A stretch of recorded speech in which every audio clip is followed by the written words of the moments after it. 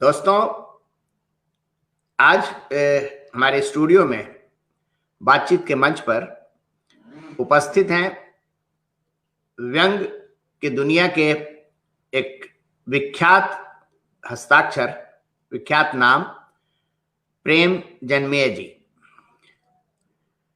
प्रेम जन्मेय जी के बारे में मैं थोड़ा सा जो जानकारी मेरे पास है वो आपको मैं बता रहा हूं। इनका जन्म जो है वो 18 मार्च 1949 में हुआ था।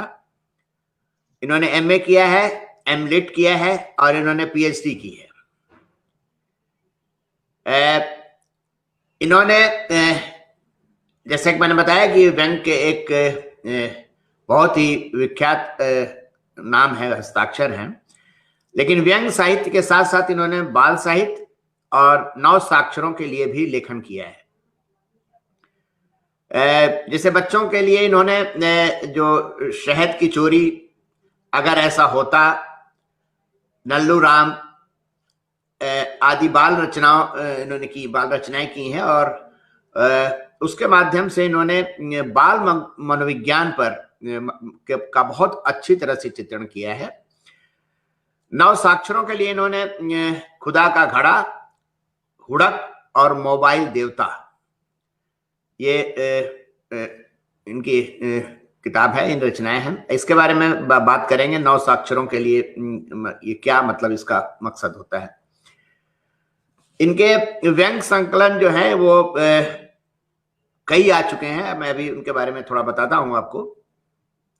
इनका पहला संग्रह जो व्यंग का आया था वो था राजधानी में गंवार, और उस पर बहुत अच्छी प्रतिक्रियाएं आई और बड़े बड़े लेखकों ने, जो साहित्यकारों ने उस पर तवज्जो दिया और वो एक बहुत ही चर्चित संग्रह साबित हुआ अपने समय में।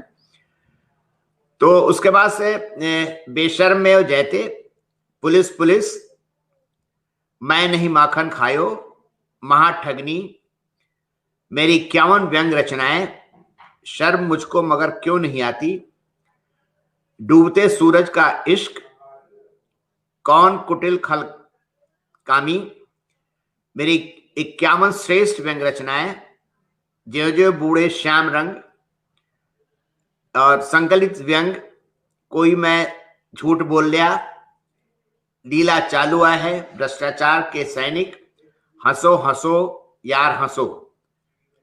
और इसके अलावा इन्होंने संपादन किया है, कई पुस्तकों का संपादन किया है और इनकी एक प्रसिद्ध पत्रिका, व्यंग पत्रिका है, जिसका ये प्रकाशन भी करते हैं और इसके संपादक भी हैं।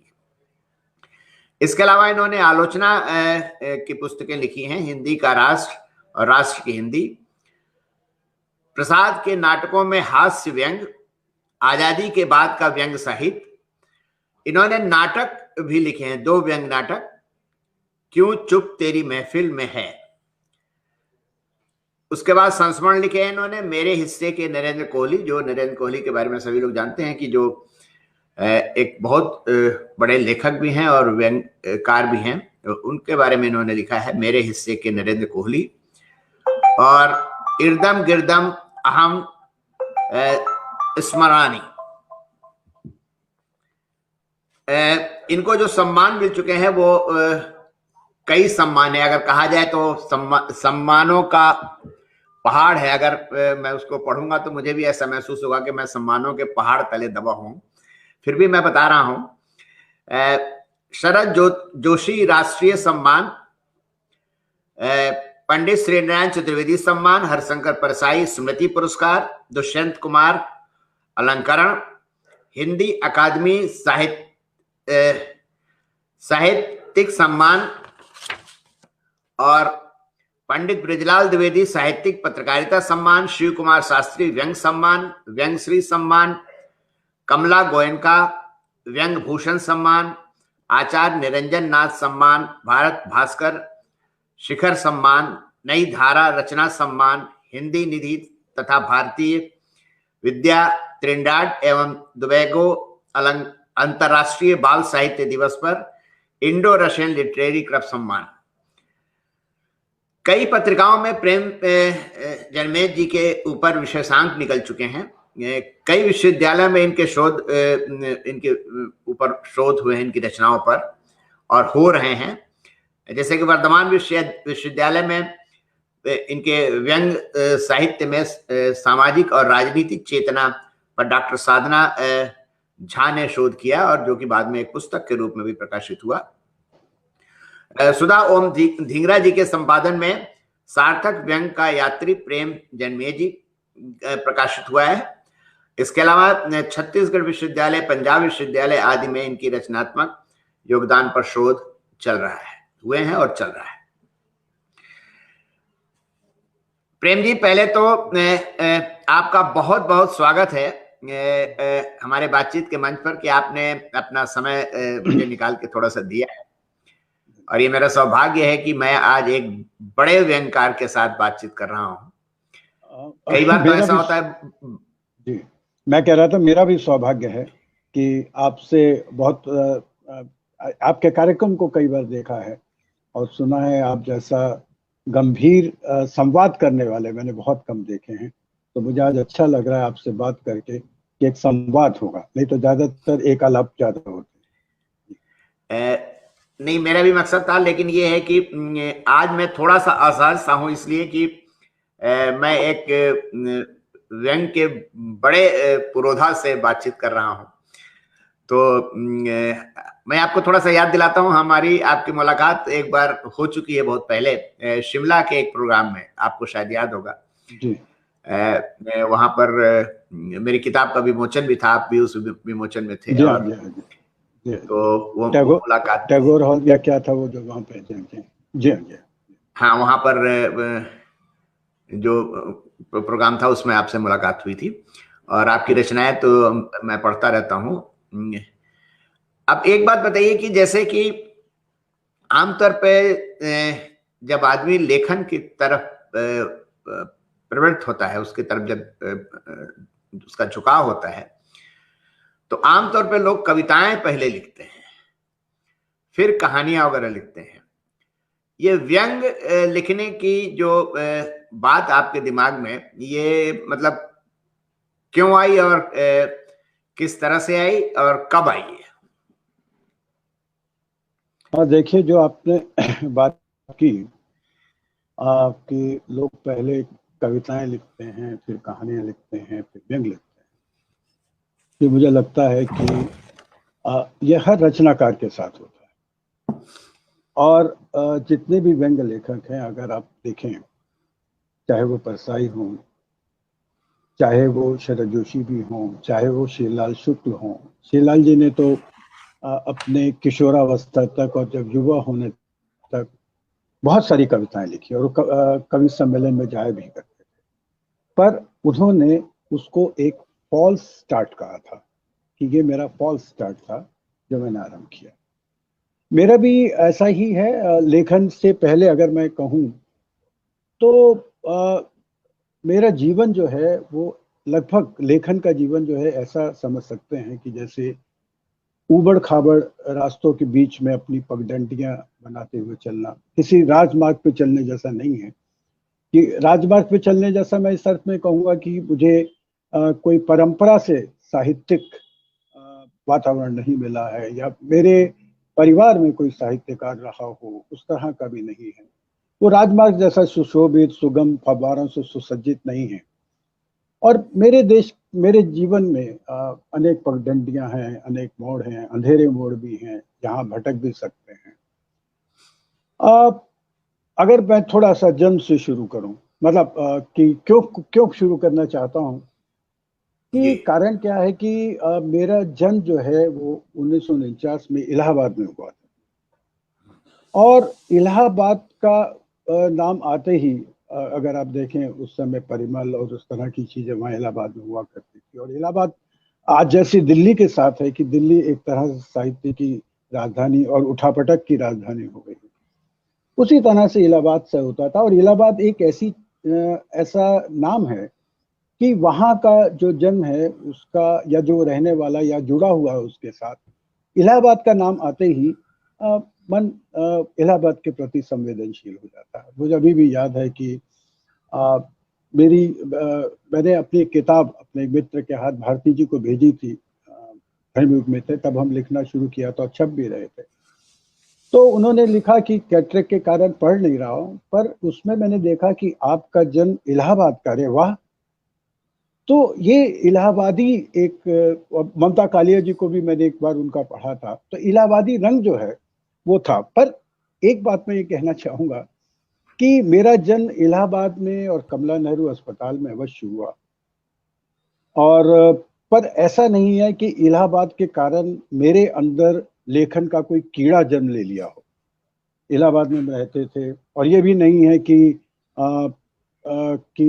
इलाहाबाद में रहने के कारण, मान लीजिए मैं ये कह सकता हूँ, हमारे यहाँ बहुत सारे ऐसे लोग हैं, परसाई की एक रचना है, दूसरों की महिमा ढोने वाले, कि आपके पास अपनी महिमा नहीं होती। तो मेरे फादर ऐसे थे, और मैं वहाँ, मेरा जन्म इलाहाबाद का हुआ है, वहां पे निराला रहते थे, वहां महादेवी थी, इस कारण से मैं भी श्रेष्ठ हो जाता। ऐसा कुछ नहीं, क्योंकि ये भी नहीं है कि मैं कहने को चाहूँ तो कह सकता हूँ कि श्रेष्ठता के कारण, कि मेरे पिताजी रोज मुझे जो है इलाहाबाद ले जाते थे, दारागंज के पास से ले जाते थे और कहते थे यहाँ निराला रहते हैं, तुम्हें निराला जैसा बनना है। ऐसा कुछ। और मेरी महादेवी वर्मा जी के साथ मेरा चित्र भी है।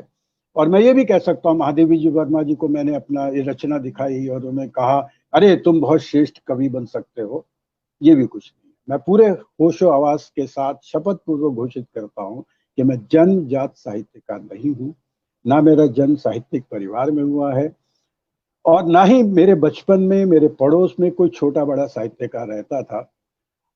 मुझे माँ जैसे बताती है, और कुछ मुझे जो याद है कि बचपन में तो मुझे गिल्ली डंडा और खासकर बिल्लियों के बच्चों को देखना, उससे फुर्सत नहीं मिलती थी। और बिल्ली के बच्चों के पीछे दौड़ना, ताड़ के वृक्ष था उस पर चढ़ जाना, इस तरह की चीजें रहती थी। साहित्य की तरफ मेरा मुड़ना समझ लीजिए एक बाई प्रोडक्ट की तरफ। और साहित्य मेरे जीवन में लगभग 1966 में आया, जब लेखन की पगडंडी मेरी वहां से आरंभ होती है, जब मैं हायर सेकेंडरी छोड़कर बीए में आया।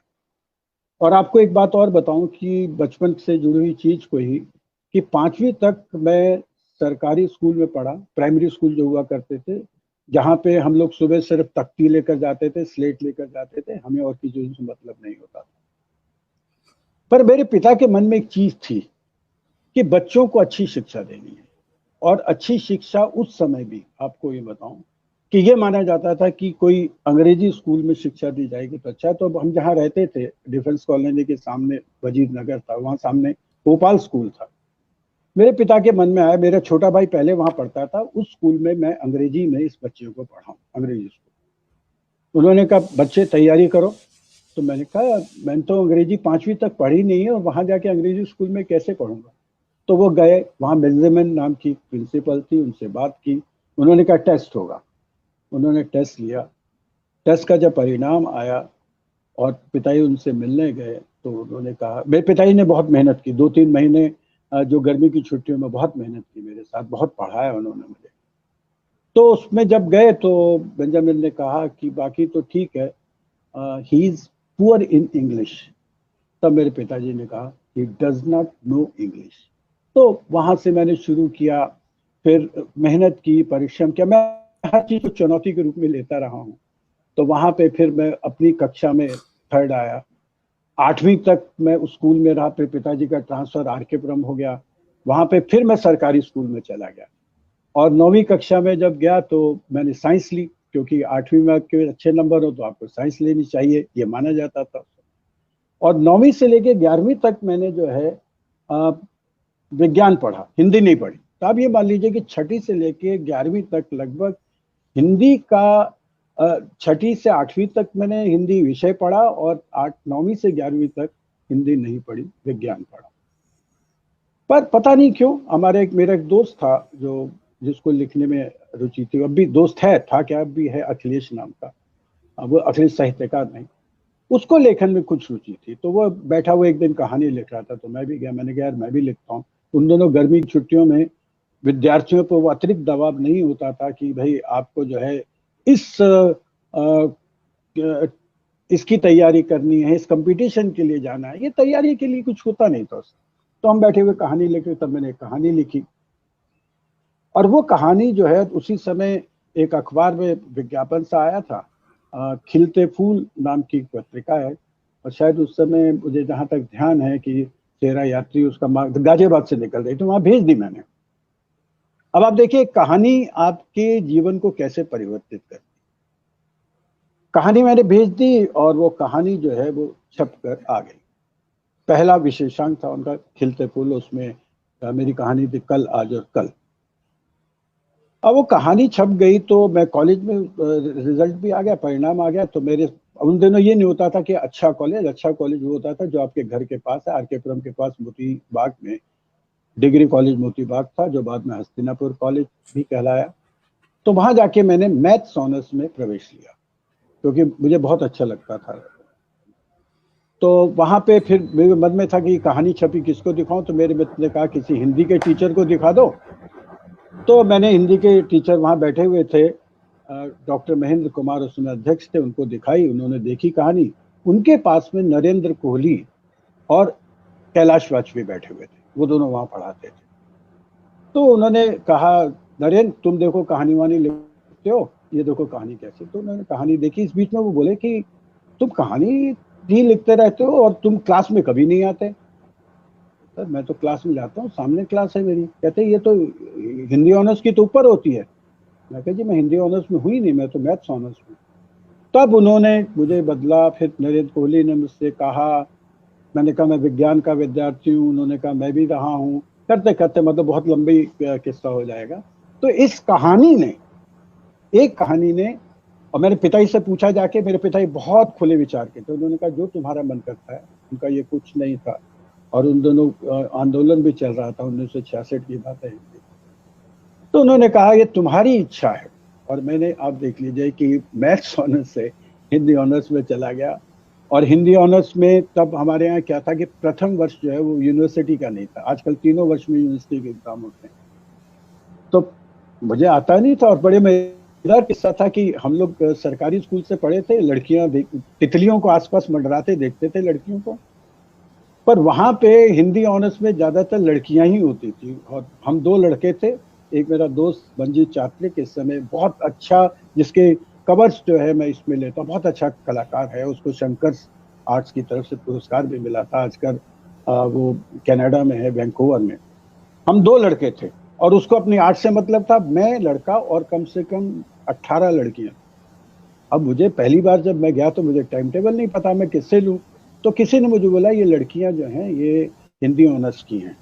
तो मैं जहां जहां वो जाती थी उनके पीछे मैं चला जाता था कि मैं जाके उस क्लास में बैठ जाता था पीछे जाके। एक बार हुआ लड़कियों के पीछे गया तो देखा कि वो टॉयलेट की तरफ जा रही, फिर मैं जाके वहां रुक गया। तो इस तरह पहली जो फर्स्ट ईयर था उसमें मुश्किल से मैं पास हुआ, 40% के करीब आया। तो मैं गया डॉक्टर महेंद्र कुमार के पास, सर मैंने क्या हुआ। तो उन्होंने कहा आप चिंता मत करो, हम तुम्हारे लिए मेहनत करते हैं। उन्होंने मुझे पढ़ाया। कैलाश वाजपेयी ने बहुत अच्छी तरह से कविता की समझ दी। क्या मतलब मुझ में अगर कविता की समझ आई है तो कैलाश वाजपेयी के कारण। नरेंद्र कोहली ने उस समय जितनी चीजें थी मतलब अलग अलग बांट लिया इन्होंने, और लगा उनको चुनौती हुई कि इस लड़के को पढ़ाना है। फिर मेरे 56.25% आए। और अब फिर देखिए थर्ड ईयर में फाइनल में मैंने 65% लिए। और एकमात्र लड़का था जिसकी यूनिवर्सिटी में फर्स्ट डिवीजन आई, बाकी 6 लड़कियां थी पूरी यूनिवर्सिटी में। तो एक चुनौतियां मान लीजिए स्वीकार करता हूँ। और कविताएं मैंने लिखनी आरंभ की। उस समय इंटर कॉलेज कंपटीशन होते थे, इंटर कॉलेज। और उस समय का बताऊं, 69 से लेके जो दिल्ली विश्वविद्यालय का काल मैं मानता हूँ स्वर्ण काल, उस समय देखिए आलोचकों में डॉक्टर नगेंद्र हुआ करते थे, निर्मला जान होती थी। अब भी वो तो लोग हैं, पर उनका डॉक्टर विजय स्नातक जैसे लोग हैं, उदय भानु सिंह हुआ करते थे, बहुत सारे लोग। और सुधीश पचौरी आप हमारे समकालीन जो है वो समझ लीजिए थे। दिव्यक रमेश हमारे साथ हम लोग वहाँ पे रहे। और उस समय जो है अशोक चक्रधर भी हमारे, तो हरीश नवल लोग के साथ। तो बहुत सारे लोग उस समय के, प्रताप सहगल हैं जो नाटक के क्षेत्र में बहुत हैं, बहुत सारे लोग हम लोग जो उस समय के हैं। तो पहले कविताएं लिखनी आरंभ की बहुत सारी, और प्रतियोगिताएं भी जीती भी उससे। मैं सुरेश कांत का भी नाम लूंगा, सुरेश ऋतुपर्ण का भी नाम लूंगा, बहुत सारे नाम है जो मैं लेना चाहूंगा, गोविंद व्यास। वो ये वो उस समय की पीढ़ी है। और उस समय ने गोविंद व्यास और चक्रधर के साथ व्यंग कविताएं भी पढ़ी उस काल में। तो ये उस समय का समय था कि जब प्रवेश हुआ मेरे साहित्य में। और कविताएं भी बाद में भी, कविता मैं बाद में लिखता रहा, पर यह है कि मुख्य व्यंग्य में क्यों गया, क्योंकि मुझे चाहे प्रसाद, दोनों धुर अलग अलग, प्रसाद भी अच्छे लगते थे और कबीर भी अच्छे लगते थे। पूरे भक्ति काल में मुझे कबीर ने प्रभावित किया। और फिर धीरे धीरे जब आधुनिक काल में आया तो मुझे भारतेंदु प्रभावित करने, और इतना प्रभावित किया व्यंग्य ने कि मैंने, आपने भी बताया भी कि प्रसाद के नाटकों में हास्य व्यंग, मैंने प्रसाद के नाटकों में व्यंग्य चेतना जो है उसको ढूंढा। मैं जब ये विषय लेके डॉक्टर नगेंद्र के पास गया तो उन्होंने कहा ये कैसा हो सकता है प्रसाद में। वो तो मानते थे कि वो बहुत दार्शनिक और उस तरह के हैं। फिर डॉक्टर विजय स्नातक जब आए तो मैंने ये ऑनर्स में, एमए में चाह रहा था ये शोध, लघु शोध प्रश्न। फिर मुझे दिया गया प्रेमचंद की कहानियों में सामाजिक परिवेश, वो मैंने किया था। एमलिट में फिर मैंने विषय जो है, डॉक्टर स्नातक थे, उनको कहा। डॉक्टर स्नातक में गजब की व्यंग्य चेतना थी, मौखिक व्यंग्य के आचार्य थे। उन्होंने मेरी बात समझी, कहते प्रेम की वो किताब छपी और उन्होंने उसकी भूमिका की भी लिखी व्यंग्य को लेकर, और बहुत अच्छी भूमिका उन्होंने लिखी। तो खैर मतलब इस तरह से फिर परसाई को पढ़ना, फिर बैठे ठाले, धर्मयुग में बैठे ठाले को पढ़ना, फिर ये इच्छा होना कि बैठे ठाले में किस तरह छपा जाए। फिर परसाई, मुझे परसाई और कबीर एक जैसी चेतना के लगते थे। मेरी भी हो सकता है सोच उस तरह की हो, क्योंकि मेरी सोच शुरू से, हमारे पिताजी ने एक बहुत अच्छी सोच हम लोगों को दी कि चाहे हम लोग विभाजन के मारे हुए हैं, चाहे विभाजन में मेरी दादी मारी गई, चाहे मेरी विभाजन, मेरी बुआ अभी भी है, उनके सिर पे कुल्हाड़ी लगी थी, वो शहडोल में रहती हैं, बच गई। पर कभी उन्होंने उस तरह का हमारे मन में घृणा नहीं भरी। उन्होंने, मेरी माँ अक्सर मुझे अगर किस्से सुनाती भी थी, कभी ये नहीं सुनाई कि हम कैसे उजड़ गए, ये सुनाती थी कि उनकी अपनी सहेलियां, मुस्लिम सहेलियां कैसी थी। या मेरे पिता मुझे बताते कि अगर मेरा मुस्लिम दोस्त मुझे लाहौर में ये नहीं कहता तू अपने गांव जडियाला कलसा मत जा और यहाँ से चला जा छोड़ के, तो मैं आज बचता नहीं। तो इसके कारण मुझे लगता कहीं वो सोच थी जो मुझे कबीर के, बहुत मतलब पिता और माता का संस्कार था कि जो मुझे कहीं कबीर को पसंद करवा रहा था, जो जिसके कारण जो है मैं परसाई को पसंद कर रहा था। और परसाई से जब 1975 में उनकी टांग टूटी, सफदरजंग में आए और मुझसे मुलाकात, तो एक बहुत अच्छा इंटरव्यू मैंने उनसे किया। तो ये सारी चीजें हैं। मैं बहुत बोल गया तो, क्योंकि मैं ये मानता हूँ कि पुरानी यादें, स्मृतियां, मैंने एक जगह लिखा भी है, अरविंद जी की पुरानी स्मृतियां जैसे एक मदिरा की तरह होती हैं, सिप सिप करके इनको पीते जाइए तो नशा और चढ़ता चला जाता है। तो उसमें आप ले गए मुझे। खैर ये है संक्षेप में। जी जी। एक बात मेरे मन में आई, जब आप पढ़ रहे थे और वहां पर 2 ही लड़के थे और सारी लड़कियां ही लड़कियां थी जी, और आप ने कहा कि मैं लड़कियों के पीछे पीछे जाकर उनसे पूछता था कि भाई टाइम टेबल क्या है, ये वो। थोड़ा मुझे बताइए कि किसी लड़की से क्रश हुआ आपको कि नहीं हुआ उस दौरान? देखिए प्रसाद ने एक जगह कहा है कि प्यार में, प्रेम में सोच समझ कर चलना और ये उसको नकारना, दोनों चीजें जो है वो संसार की दृष्टि में मूर्ख कहलाते हैं।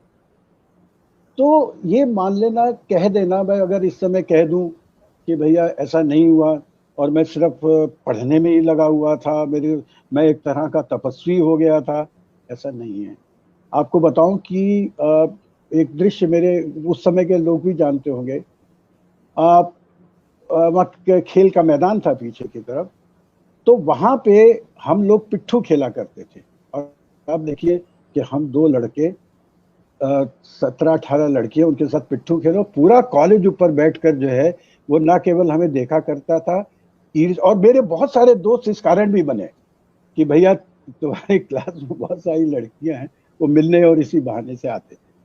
तो था, मतलब उस तरह का एक आकर्षण था। पर एक दूसरे साथ ये भी था कि मेरे मन में किया था कि एक चुनौती थी कि मुझे इन सबसे प्रतियोगिता करनी है जिन्होंने 9वीं 10वीं 11वीं में हिंदी पढ़ी हुई है, मैंने नहीं पढ़ी है। और इस कारण से मेरे, जैसे आजकल कोरोना में सावधानी रखनी पड़ती है, तो सावधानी में लेकर चल रहा था साथ में। और मेरा निरंतर ये रहता था कि जैसे, मतलब मैं क्रिकेट भी उस समय बहुत अच्छी खेलता था, और उस समय खेल रहे थे तो मैं वहां जाके बॉलिंग भी की मैंने, और स्पिन अच्छी कर रहा था। तो उस समय वहां पे ढिल्लन थे, अरे तू कहाँ छुपा हुआ था, तू खेलता क्यों नहीं है, आजा कल से उस पर आजा। मैं कहा नहीं सर, मैं नहीं आऊंगा, क्योंकि मेरी उस समय जो है मुझे लाइब्रेरी में जाके पढ़ना होता है। कहते कुछ नहीं, क्रिकेट खेलेगा बहुत कुछ बन जाएगा। पर उस दिनों कुछ बनते नहीं थे, मुझे मालूम, तो मैंने वो छोड़ दिया था। तो ऐसे ही क्रिकेट का प्रेम छोड़ा। ऐसे ही ये तो नहीं कहूंगा प्रेम या आकर्षण, तो आकर्षण आप छोड़ नहीं सकते, उम्र का तकाजा होता है, पर सावधानी, उस तरह की चीजें रही उसमें, और वो चलता रहा। वो ये सिर्फ यहाँ का नहीं है। अगर आप जिनसे पूछिए, एमए हिंदी तक में हमारे यहाँ समझ लीजिए 20 लड़के होते थे तो 80 लड़कियां होती थी। और डॉक्टर स्नातक कहा करते थे, ये जो सब लड़कियां जो हैं क्यों एमए कर रही हैं, इनके माँ बाप ने कहा जब तक शादी नहीं होती यहाँ जाके एमए कराओ। उस तरह का वो उनसे कहा करते थे, जो मुझे पसंद नहीं था कि इस तरह से। उनके बहुत अच्छी लड़कियां थी जो बहुत आगे जाकर मुझे लगता है कि बहुत अच्छी प्राध्यापिका भी हुई। तो हमारे उसमें कोई साहित्यकार हुई मेरे ध्यान में नहीं आ रहा है, पर हमारे बाद में अचला शर्मा, अर्पिता अग्रवाल, ये सारे लोग उस समय के हैं। अचला के साथ तो मैंने एक नाटक भी किया था कॉलेज में। जी। तो आपने बताया कि पहले तो आपने कहानी लिखी और वो कहानी आपकी छप गई, और उस कहानी पर लोगों ने प्रतिक्रिया भी दी, और बड़े बड़े लोगों ने प्रतिक्रिया दी जी। कि ये बताइए कि पहला व्यंग्य जो आपने लिखा, उससे पहले ये पूछता हूँ कि कहानियां की उसके बाद भी लिखी हैं आपने कुछ? हाँ, मैंने जी, मैंने कहानियां, और उस समय मेरी कहानियां सारिका में भी छपी हैं। उस समय की बड़ी अच्छी पत्रिका कहानी और कहानीकार में छपी हैं। उन दिनों जिजीविषा नाम की पत्रिका निकलती थी। कहानीकार तो कमलगुप्त निकालते थे। जैसे डूबते सूरज का इश्क है, ये सारिका में छपी थी। एक मेरी थी टूटते पहाड़ की लालसा। इसी तरह से मैंने उन दिनों एब्सर्ड कहानियां लिखी, क्योंकि वो प्रभाव था मेरे पास नरेंद्र कोहली को, उन्होंने एब्सर्ड उपन्यास लिखे।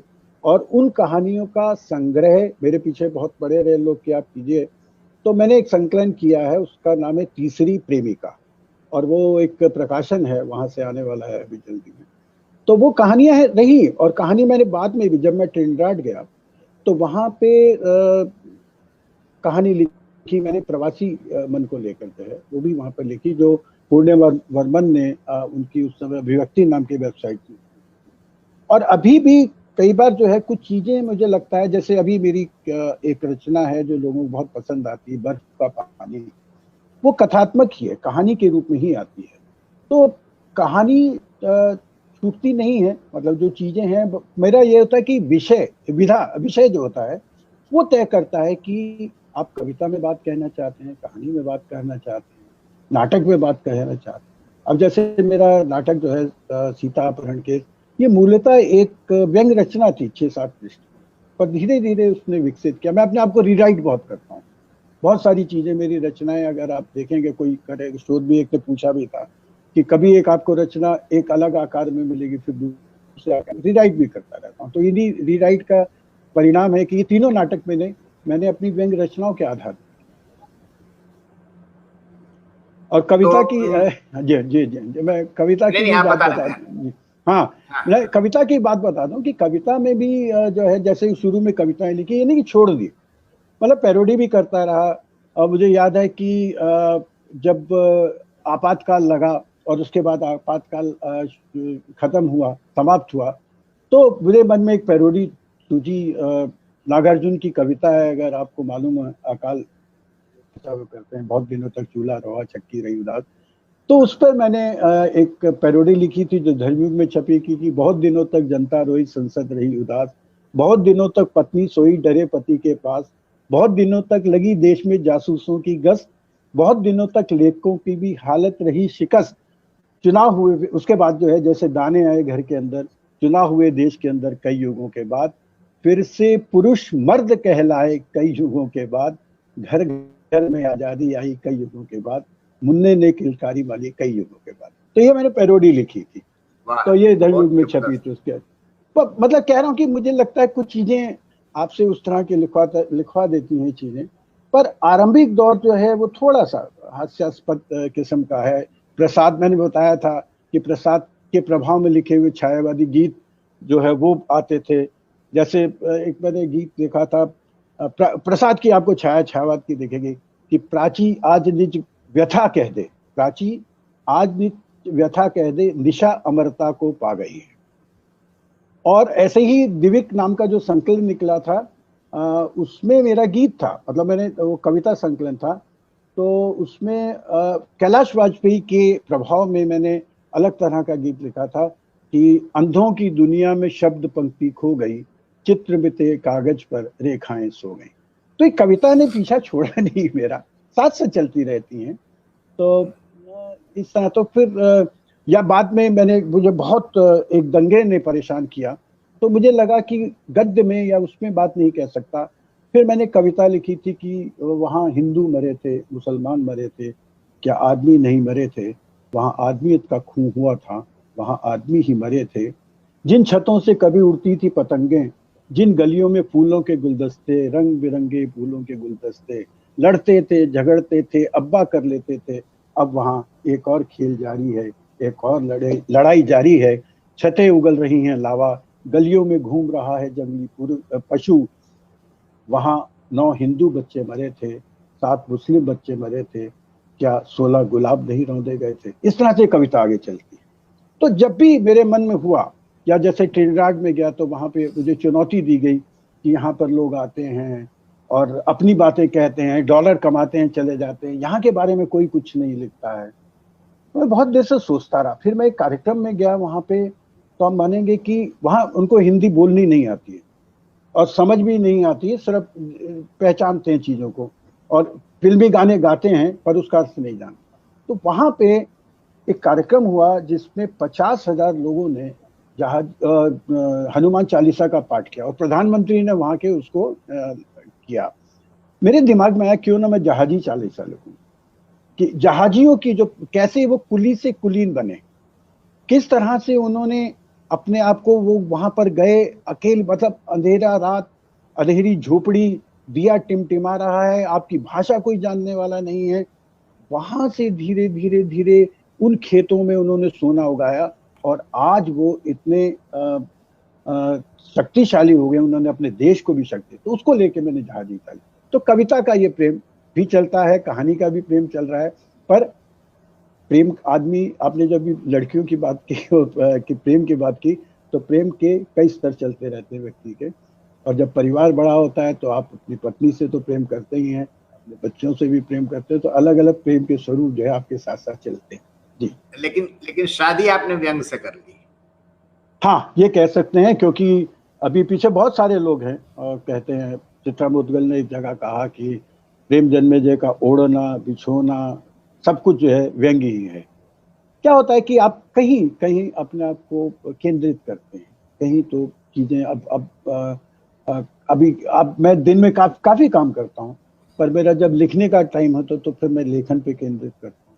तो ऐसे ही आप कुछ विधाएं, कुछ चीजें आती, जैसे आजकल मैं संस्मरण, मेरा लिखने का बहुत मन हो रहा है, बहुत सारे संस्मरण, अभी भारती जी पे बहुत अच्छा संस्मरण मैंने लिखा है। तो अब आजकल उस पर लिख रहा हूँ, और साथ में कुछ व्यंग रचनाएं तो चल ही रही हैं।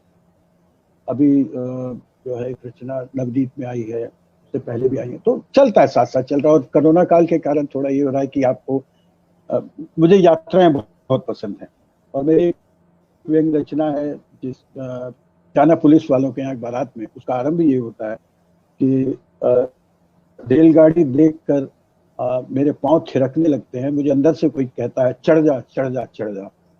तो इस तरह की रही है, और यात्राएं मैंने बहुत की हैं। और अगर दो तीन कुछ लोग तो मुझे ये कहते हैं कि तुम्हारा तो सूटकेस सर में बंधा ही रहता होगा, पर आजकल कोरोना ने मुझे समय दिया, पुरानी फाइलें खोल रहा हूँ, बहुत सारी चीजें आ रही हैं मेरे सामने। एक उन समय पत्रिका एक सार्थक निकाला करते थे 1976 में, 76 की बात कर रहा हूँ, तो उसका मुझे अंक मिला उसको, जिसमें मैंने अमृता प्रीतम जी से एक इंटरव्यू लिया था, वो मुझे मिल नहीं रहा था, तो वो मेरे पास मिला। तो ये चीजें आजकल चल रही हैं। अच्छा, आपने बताया कि आप त्रिंदाद गए थे, तो वहां पर किस सिलसिले, मतलब वहां पर किसी जॉब के सिलसिले में या सम्मेलन में, किस सिलसिले में वहां गए थे? नहीं नहीं, ऐसा था कि मैं गगनांचल एक पत्रिका है भारतीय सांस्कृतिक संप्रेषण, तो वो समय हमारा यह था कि आप समझ लीजिए 40-45 वर्ष का रहूंगा मैं, और वो समय ये था कि बच्चे पढ़ रहे हैं, आपको अतिरिक्त आय भी जरूरत होती है। पत्नी मेरी खैर स्कूल में पढ़ाती थी, पर 2 बच्चे थे, तो उसमें हम और इस तरह के रेडियो में जाना, वहां से कुछ मिल जाए इधर, क्योंकि मेरे पिताजी जो है वो सिर्फ उन्होंने कहा था कि उनसे किसी ने पूछा कि आप मकान नहीं बनाते, क्लर्क थे, अपर डिवीजन क्लर्क होके रिटायर हुए वो, तो बोले कि मेरे 3 मकान, हम 3 भाई हैं, ये बनाएंगे जो। तो कुछ नहीं था हमारे पास एक तरह से, तो काफी देर सरकारी मकान में भी रहे उनके साथ। तो उसमें जो है फिर मैंने गगनांचल, नंदन जी एक बार मिले, तो उन्होंने मुझसे कहा कि गगनांचल में तुम मेरे साथ काम करोगे? मैं कहा करूंगा। तो उसके साथ मैंने 10 साल तक काम किया। तो उसी में वहां जाना होता था, तो वहां पता चला कि भारतीय सांस्कृतिक संबंध परिषद विदेशों में चेयर है, हिंदी की चेयर है, और वहां पे प्रोफेसर को भेजती है, विजिटिंग प्रोफेसर। और वहां जाने का लाभ क्या होता है कि आप डॉलर में हिंदी की सेवा कर सकते हैं। यहाँ तो रुपए में करते हैं और डॉलर में करते हैं, और आपको जो अलाउंस मिलता है उस पर टैक्स नहीं लगता। इस तरह से समझ लीजिए आपको 1800-2000 डॉलर, उस समय बता रहा हूँ 1999 की बात है, तो वो ऐसे मिलते हैं जिसपे टैक्स नहीं लगता। तो एक बहुत बड़ा आकर्षण उस तरह का भी था। और दूसरा यह है कि जैसे मैंने घूमने का मुझे है, तो वो बचपन तो हमारा वो था कि समझ लीजिए जब किशोरावस्था में थे, ऊपर से कोई जहाज निकल जाने के लिए बाहर भागते थे कि जहाज कैसा लगता है, तो उस तरह का रहा था। तो जब हुआ कि इस तरह से जा सकते हैं, नंदन जी ने कहा अप्लाई करो, उसमें केदारनाथ सिंह भी थे इंटरव्यू में थे, और मैनेजर पांडे थे, तो उसमें मेरा सिलेक्शन हुआ। तो उसमें क्या है कि 2 वर्ष के लिए आपको एज ए विजिटिंग प्रोफेसर, तो मुझे यूनिवर्सिटी ऑफ वेस्ट इंडीज में एज ए विजिटिंग प्रोफेसर भेजा गया था। पर विसंगति ये देखिए मेरे साथ कि मैं यूनिवर्सिटी में पढ़ाने वाला, यूनिवर्सिटी में पढ़ने जा रहा हूँ, पर पढ़ाने का जब वहां जाके मुझे पता लगा, और पहले वो ब्रीफ नहीं किया उन्होंने उस तरह से, कि मुझे वहां पर Hindi as a foreign language पढ़ाना था और वो प्राथमिक जो शिक्षा होती है वो पढ़ाना था। मैं पहले तो बहुत दुखी हुआ, अरे प्रेम जन्मेजय MA PhD और कॉलेज में भी और विश्वविद्यालय में पढ़ाने वाला, कहाँ फंस गया। पहले मैंने सोचा चला जाऊं, फिर मुझे लगा वही चुनौती पढ़ाने का, यहाँ की देश, यहाँ की संस्कृति, यहाँ की भाषा, यहाँ के लोगों को समझूं, ये मेरे लिए एक अवसर है। तो इस तरह से मैं गया। पर वहाँ पे जो काम किया मैंने, वहाँ पे बातचीत क्लब का आरंभ किया। वहाँ पे जो मुझे ये लगता था कि यहाँ से जो लोग जाते हैं चेयर बन पे, अध्यापक जाते हैं वहाँ पर, बजाय इसके कि वहाँ पे वर्कशॉप की जाए, वहाँ के लोगों को हिंदी पढ़ाना सिखाया जाए, उस तरह से किया। वहाँ पे मैंने एक 2002 में एक अंतर्राष्ट्रीय सम्मेलन भी किया जिसमें लोग वहाँ पर आए, और उसी में वहीं रह के मैंने जाके तो वहाँ पे काम करने के कारण उन लोगों ने मुझे एक्सटेंशन दिया। लगभग 3.25 वर्ष तक मैं वहाँ पे रहा। फिर पिताजी की तबीयत ठीक नहीं थी और पिताजी कह रहे थे आ जा, तो मैं आ गया फिर यहाँ। तो वहाँ पे मूलतः जो है वहाँ की संस्कृति, मैंने उस पर एक किताब भी मेरी चल रही है, वहाँ किस तरह की संस्कृति है, भाषा का प्रेम क्या है, इस पर मैंने काम किया। तो वहाँ पर मूलतः मैं जो है यूनिवर्सिटी ऑफ वेस्ट इंडीज में, और वहाँ जाके मुझे बहुत अच्छा लगा। वहाँ पे हर सप्ताह एक लिटरेरी वीक करके वो करते थे, मतलब लिटरेरी डे करते थे शुक्रवार को, और वहाँ बहुत सारे लोगों की रचनाएं सुनी, और मुझे ये लाभ रहा कि मेरी कुछ रचना का अनुवाद हमारे कॉलेज में थी डॉक्टर पूर्वी पवार, उन्होंने किया हुआ था अंग्रेजी को, तो मैंने वो भी वहाँ पर पढ़ी उन लोगों के साथ वहाँ पर। तो एक अच्छा अनुभव रहा और बहुत समृद्ध अनुभव रहा। वहाँ मेरा लक्ष्य जो है वो डॉलर कमाना नहीं रहा, वहाँ की संस्कृति, वहाँ की भाषा, वहाँ के लोगों और वहाँ के और भी भूगोल को जानना वो मेरा रहा। तो इस दृष्टि से मैं गया था। जी अच्छा, अब हम लोग थोड़ा व्यंग के बारे में बात करते हैं। जी हाँ, जी हाँ। जैसे व्यंग की एक बड़ी शानदार परंपरा रही है, हरिशंकर परसाई, श्रीलाल शुक्ल और इन लोगों को अगर देखा जाए, ज्ञान चतुर्वेदी, तो आजकल जो व्यंग लिखे जा रहे हैं, आप उनको किस दृष्टि से देख रहे हैं?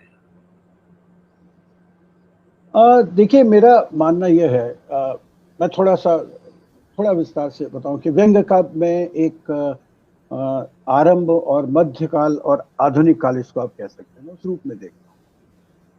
मेरा मानना यह कि व्यंग का मूल स्वर जो है वो विरोध है, और हर समय में व्यंग का प्रमुख विषय राजनीति भी रहा।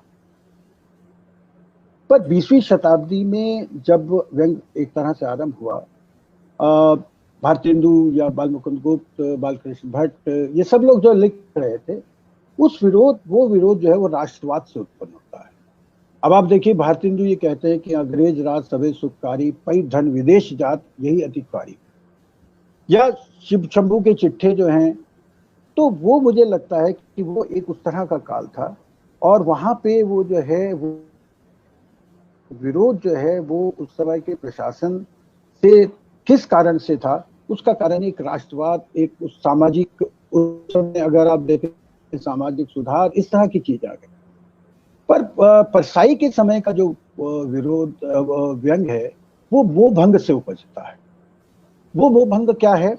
वो मोह भंग है कि हमारा देश आजाद हो गया। अगर परसाई के आरंभ के वो समाजवादी सोच के व्यक्ति थे, और उस समय वो, चाहे बाद में आप देखिए कि प्रगतिशील लेखक संघ और कांग्रेस के साथ होने के साथ एक अलग तरह की सोच हुई, जहां परसाई ने आपातकाल का समर्थन भी किया, पर उस समय वो नेहरू का विरोध कर, नेहरू की मुद्रा तक का विरोध कर, तो वो एक उस तरह का समय है। फिर परसाई का वो काल आता है जहां वो धर्मयुग के पन्नों में आने लगते हैं, जहां बैठे ठहले जैसे लिखते हैं, धर्मयुग का एक अलग तरह का है। फिर परसाई का एक तीसरा काल आता है, मैंने लिखा था पाखी में कि परसाई का त्रिकाल, और परसाई तब जो है वो धर्मयुग के पन्नों से हट जाते हैं, जो है प्रगतिशील हो जाते हैं। और वो परसाई जो अब तक कहते रहे कि व्यंग एक विधा है और व्यंग को शूद्र समझा जा रहा है, अचानक वो बदल, खैर वो अलग चीज है। तो मेरा मानना ये जो समय है अरविंद जी, इसको मैं मानता हूं कि ये 21वीं सदी का एक तरह से आज का समय है। और ये समय जो है, हमारे समय में बहुत सारे लोगों ने परसाई की कॉर्बन कॉपी भी, और उन्हीं तरह से लिखना, उसी तरह से कोशिश की कि हम लोग स्तंभ लेखन करें। पर ये मैं मानता हूं कि अब समय जो है वो ये सदी व्यंग की जो है वो उसको जाना चाहिए, बाजारवाद का। 1999 के आप देखें, उस समय अगर आप देखें तो हमारे यहाँ पर 2 विश्व सुंदरियां जब आई, तो उनके माध्यम से बाजार में घुसने की कोशिश की। पहले भी बाजार में घुसते, एक विश्व सुंदरी बहुत पहले भी आई थी, पर उसके बाद जो है बाजार जो है हमारे यहाँ आ रहा है, और फिर किस तरह से आभासी दुनिया आ रही है, उपजी हुई संगतियां, संवादहीनता, एकालाप। अब जो मल्टीनेशनल बच्चे, मतलब जो अपने माँ बाप के कम, मल्टीनेशनल्स के ज्यादा, उनके कहे के नाम से कठपुतलियों की तरह नाच रहे हैं। परिवार जो है वो धीरे धीरे संवादहीन होते चले जा रहे हैं। बच्चों के लिए माँ बाप के पास टाइम, ये मेरे क्यों चुप तेरी महफिल में है, उसमें भी लिखा है। तो ये सारी चीजें वहां पर आती हैं। तो मुझे ये लगता है कि ये समय जो है वो परसाई, शरद जोशी को बहुत लोग नाम लेते हैं, वो ठीक है, अपने अतीत को समझना, उनको पढ़ना, उनके माध्यम से ये देखना कि परसाई किस तरह से दृष्टि संपन्न नैसर्गिक प्रगतिशील रचनाकार है, उसको देखना जरूरी है। और इसलिए मुझे लगता है कि जैसे परसाई ने भी कहा अपने समय में कि जब मेरे साथ उन्होंने बातचीत की थी कि वैसे सारे अनुभव जो हैं हमने नहीं लिख डाले हैं, उससे बातचीत में कहा, उन्होंने कहा समाज गतिशील है, जीवन रोज बदलता है, नए संदर्भ हैं, नए लोग उसे पकड़े। वो कहते कि मैंने जब लिखना शुरू किया था, अगर मैंने औरों की नकल की होती तो मैं यहाँ नहीं होता। खाम खा नकल ना करें, हमने कई चीजें नहीं देखी। उन्होंने एक बहुत बड़ी बात की थी मुझसे कि प्रेम, हमने अपने बाप का नंगापन नहीं देखा है, तुम्हारी पीढ़ी देख सकती, नई पीढ़ी सब देख सकती। वो कहते हैं कि अगर नई को चाहिए कि नई भाषा और नया रूप दे, अगर हम लोग भी नकल करते तो शौकत थानवी, ईश्वर बेग चुगताई जैसा लिखते। तो मुझे भी ये लगता है कि आज हम परसाई की अगर उस सावधानी को ध्यान में रखें कि हम अपने समय को, अपने समय की विसंगतियों को और अपने समय की शैली, अपने समय की भाषा, उसको पकड़े, व्यंग के मुहावरे को पकड़े, तो मुझे लगता है कि लोगों ने कूड़ा लिखा जा रहा है, परसाई के समय में बहुत कूड़ा लिखा गया, व्यंग में कूड़ा लिखा जा रहा है, तो कविता में बहुत कूड़ा हर विधा में होता है, और हर विधा में कूड़ा जो है वो छनता है और उसको समय छानता है। तो इस समय अगर मैं विश्लेषण करूं कि ये गलत है, तो मैं अपनी कसौटी से करूंगा कि मैं व्यंग के बारे में ऐसा सोचता हूं, ऐसा नहीं है तो ये खराब है। हमारे यहाँ ज्यादातर लोग ऐसे हैं।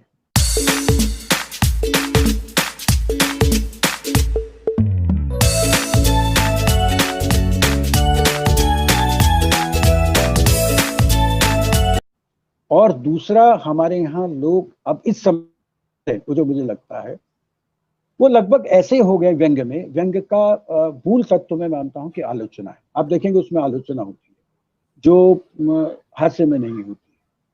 तो व्यंग का मूल तत्व आलोचना है। उसमें आप समाज की, राजनीति की, आर्थिक दृष्टियों की, धर्म की आलोचना करते हैं, पर जब कोई व्यंग्यकार की आलोचना करता है तो वो असहिष्णु हो जाता है। वो परसाई तो उन लोगों से जिन लोगों के विरोध में उन्होंने लिखा, पर अब स्थिति यह है कि बहुत मतलब मैं इसको संभावना नहीं मानता, संभावना ही मानता हूं कि संभावित नहीं होगा कि किसी दिन एक रचनाकार दूसरे रचनाकार को पीट दे कि तुमने मेरी ये बुराई की। ये जो असहिष्णुता है, और ये पूरे समाज में आ रही है, ये सिर्फ रचनाकारों में नहीं आ रही, कि क्या है कि बाजार के कारण हर चीज, हर वस्तु बन रही, प्रोडक्ट बन रही है। मुझे शिक्षा प्रोडक्ट बन चुकी है, आप देख रहे हैं, नैतिक मूल्य प्रोडक्ट बन चुके हैं, खरीदा और बेचा जा सकता है। इसी तरह से मुझे लग रहा है कि प्रोडक्ट के रूप में हम व्यंग का प्रयोग कर रहे हैं, व्यंग लेखन का, व्यंग का नहीं, व्यंग लेखन का प्रयोग कर रहे हैं। और आज हमारी प्रतियोगिता ये है, मतलब हम कई बार मैं कहता कूप बंदूकता इस तरह की है कि एक कुएं में बैठकर हम आपस में एक दूसरे से प्रतियोगिता मेढकों की तरह उछल उछल के कर रहे हैं। वो थोड़ा सा लगता है, पर मुझे लगता है कि आशावान हूं, परसाई की तरह आशावान हूं, अपने अन्य रचनाकारों की तरह आशावान हूं कि इन सब चीजों से बहुत अच्छी चीजें आएंगी। और मुझे सबसे अच्छा ये भी लगता है कि दूसरी विधाओं के लोग भी व्यंग, उनमें व्यंग चेतना है, व्यंगकार कहने से घबराते हैं, प्रेम का जारू है। और यहाँ तक कि युवा पीढ़ी में देख लें, बहुत सारे उपन्यासकार हैं। अगर आप प्रज्ञा को पढ़ लें, आप पंकज सुबीर को पढ़ लें, अजय नावरिया को पढ़ लें, मैं इनको पढ़ता रहता हूँ। और ममता कालिया को अगर अग्रजों में पढ़ें, और या चित्रा मुदगल को पढ़ लें आप, या रामदर्श मिश्र अगर उनको पढ़ें, उनके व्यंग में तो इतनी व्यंग चेतना वो मुझे दिखाई देती है।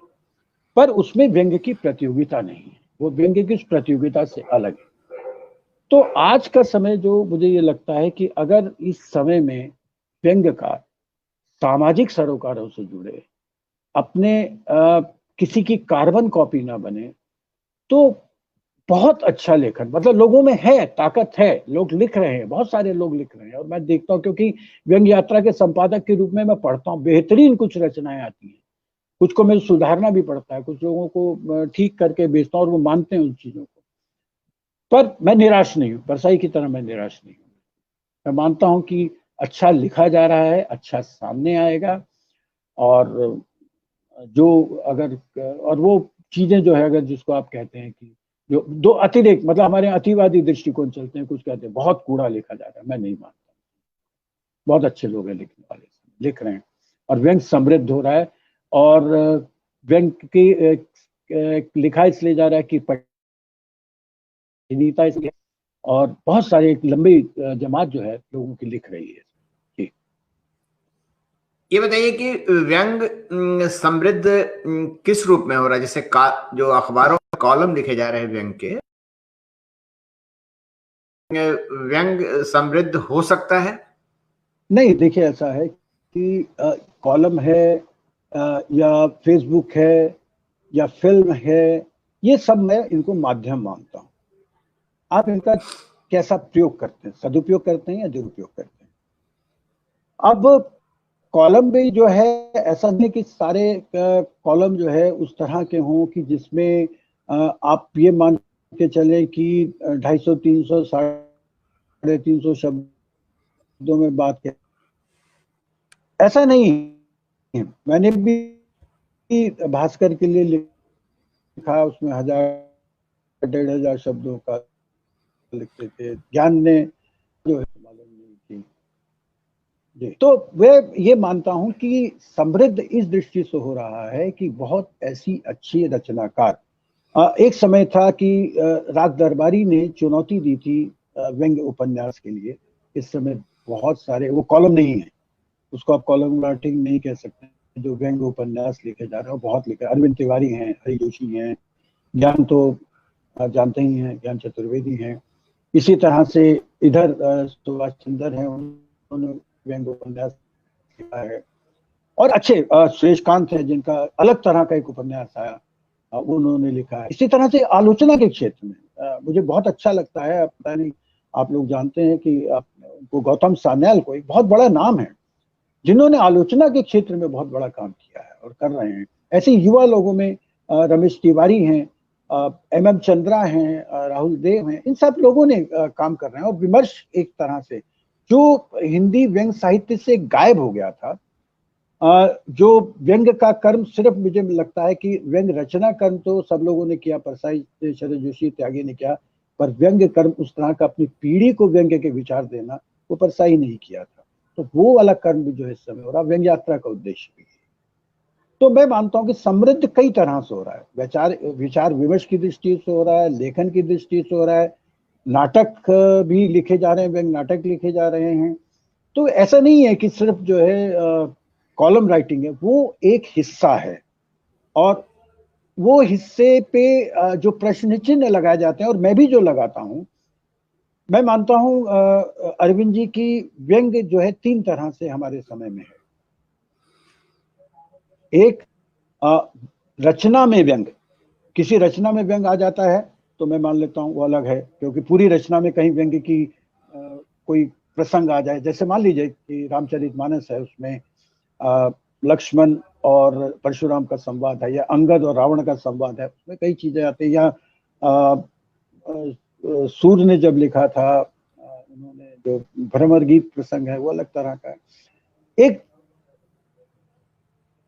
और दूसरी टिप्पणियां, कि आप जो है कमेंट्स करते हैं, इंस्टेंट राइटिंग जो है होती है उस तरह की, और वो ज्यादातर अखबारों, वो उसको मैं व्यंग रचना नहीं मानता। कई रचनाएं व्यंग के रूप में नहीं है, वो व्यंग्यात्मक टिप्पणियां मात्र है। और कुछ होती है व्यंग रचनाएं जो कॉलम के माध्यम से भी आती है। और जरूरी नहीं कि 250-300 शब्दों में आप लिख रहे हैं तो इसलिए जो है वो रचना नहीं बन सकती। लघु कथाएं हैं, लघु व्यंग है।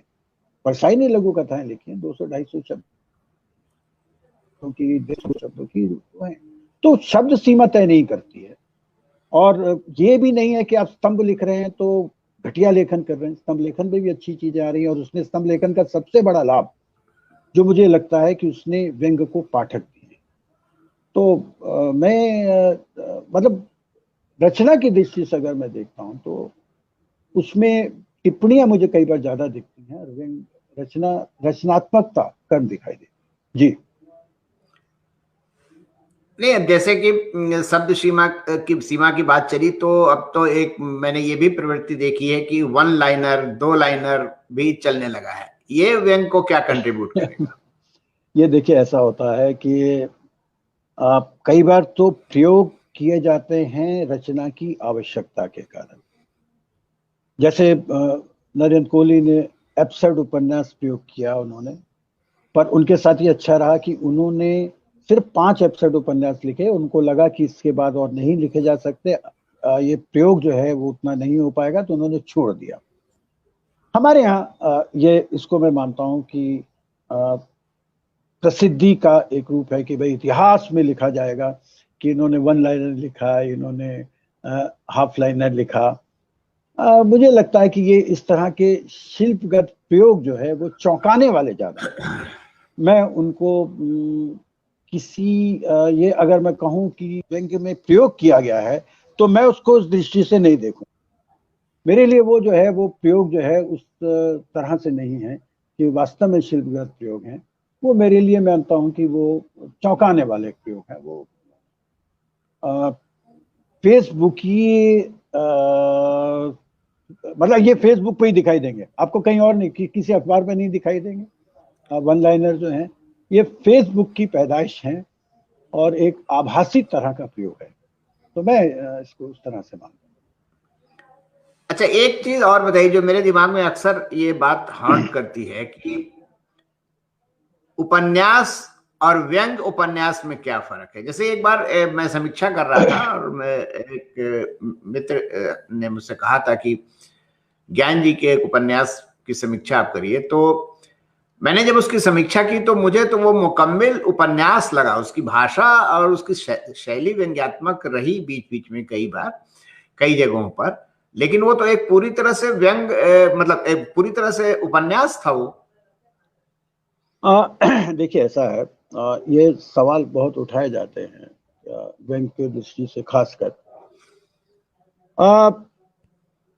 क्या है कि अगर आप उपन्यास, कहानी, लघु कथा, इसमें अगर आप देखते हैं तो आप क्या तत्व मानते हैं? उसमें मानते हैं कथा तत्व। कथा तत्व जो है वो जब कहानी में का आकार लेता है तो कहानी के आकार में आता है उपन्यास, पर मूल क्या है? कथा तत्व। ऐसे काव्य तत्व है। काव्य तत्व जो है वो एलिमेंट जो है वो गीत में भी आ सकता है, वो कविता में भी आ सकता है, खंड काव्य में आ सकता है, महाकाव्य में भी आ सकता है, वो अपना स्वरूप बदल लेता है। ऐसी व्यंग्य तत्व है, मैं इसको एलिमेंट मानता हूँ। पर वो क्या है कि ये एक तरह का इतना व्यापक है कि उसको जो है ये दूसरे के साथ भी चल सकता है, सहगामी भी हो सकता है। अब परसाई श्रीलाल शुक्ल का उपन्यास जो है अगर आप पढ़ें तो राग दरबारी, वो जैसे आपने कहा इसको मुकम्मल उपन्यास मानता हूँ, व्यंग नहीं मानता। मैं उसको मुकम्मल व्यंग उपन्यास मानता हूँ, या व्यंग रचना मैं तो उसको कहता हूँ। एक बार परसाई ने मैं वहां से थोड़ा शुरू करूंगा। परसाई ने शायद मुक्तिबोध के बारे में कहा था, उनको कैसे समझा जाता है और कैसे समझना चाहिए। उन्होंने कहा था कि सामान्यतः किसी भी समकालीन रचनाकार के विषय में हम जब बात करते हैं तो प्राप्त और प्रदत्त भाषा से पर विचार करते हैं। जो हमें प्राप्त है, जो हमारे सामने है, जो हमें दिया गया है। पर हिंदी में उनका कहना यह था कि मुक्तिबोध ऐसे कवि है जिनके बारे में आप चर्चा करते हुए प्राप्त भाषा से काम नहीं चला सकते। ऐसे ही मेरा मानना यह है कि अगर आप व्यंग्य पर बातचीत करेंगे, अगर आप परसाई पर बात करेंगे, अगर आप श्रीलाल शुक्ल के राग दरबारी पर बात करेंगे, विश्रामपुर का संत पर बात करेंगे, तो आप प्रदत्त जो आपके टूल्स हैं उसके उपन्यास के, उनसे काम नहीं चला सकते। और मुझे याद है कि नित्यानंद तिवारी का एक लेख मैंने छापा था परसाई पे, जब विशेषांक निकाला था, तो उसमें उन्होंने एक बहुत बड़ी बात की थी। और इससे पहले मैंने साहित्य अकेडमी में एक कार्यक्रम किया था व्यंग्य को लेकर, जिसका उद्घाटन जो है वो विश्वनाथ त्रिपाठी ने किया था। वो साहित्य अकेडमी व्यंग्य यात्रा और उत्तर प्रदेश हिंदी संस्थान के सहयोग से हुआ था, उसके किया था। तो वहां पे नित्यानंद तिवारी ने एक बात की थी, क्योंकि विश्वनाथ त्रिपाठी तो बोल गए कि व्यंग्य जो है स्पिरिट है, क्योंकि प्रगतिशील खेमे के थे। पर त्रिपाठी जी ने एक बात की कि उन्होंने एक सवाल किया कि क्या हरिशंकर परसाई ने ये संभावना पैदा नहीं की है कि कहानी और निबंध एक ही हो सकते हैं। कहानी और निबंध मतलब दोनों को एक ही हो सकते हैं, एक दूसरे में मिले जुले हो सकते हैं। उनकी व्यंग रचनाओं में, कहानी में या निबंध में उसको उनकी व्यंग रचनाओं को कहानी या व्यंग में रिड्यूस करना संभव नहीं। और उन्होंने ये कहा था कि मैं बहुतों की तरह मैला आंचल को भी के व्यंग को के रूप में उपन्यास को, मतलब उसको व्यंग उपन्यास के रूप में लेता हूं, कथा के रूप में लेता हूं। और उनका कहना यह था कि परसाई के कहन को आप सिर्फ कथा के रूप में नहीं पढ़ सकते हैं, क्योंकि विधा का बंधान जो होता है, उन्होंने एक शब्द किया था, बंधान शब्द का प्रयोग किया था। उसका स्ट्रक्चर जो होता है वो बहुत मजबूत होता है।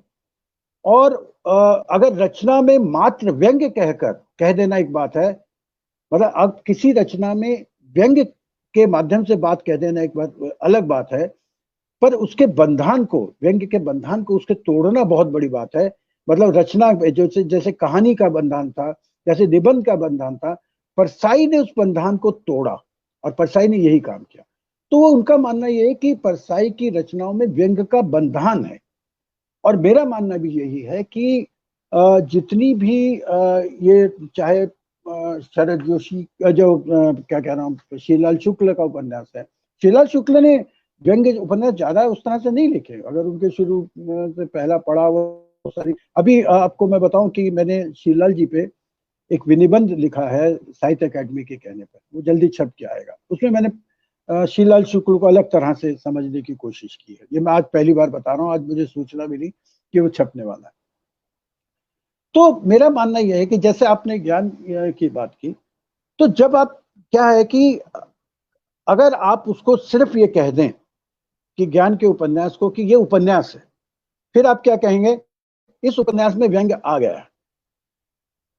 व्यंग्य उपन्यास जो है, अगर आप श्रीलाल शुक्ल का उपन्यास देखें तो उसमें सिर्फ व्यंग्यात्मक शैली नहीं है अरविंद जी, उसमें क्या है, उसमें सबसे बड़ी बात जो जरूरी होती है व्यंग्य के लिए क्षेपक कि हस्तक्षेप अलग तरह से करता है। वो बात कर रहे हैं सड़क की, बीच में ट्रक आ जाता है, ट्रक के साथ बलात्कार आ जाता है, फिर उसके बाद शिक्षा पद्धति आ जाती है, शिक्षा पद्धति रास्ते में बड़ी वो कुतिया जिसको हर कोई लात मार के चला जाता है।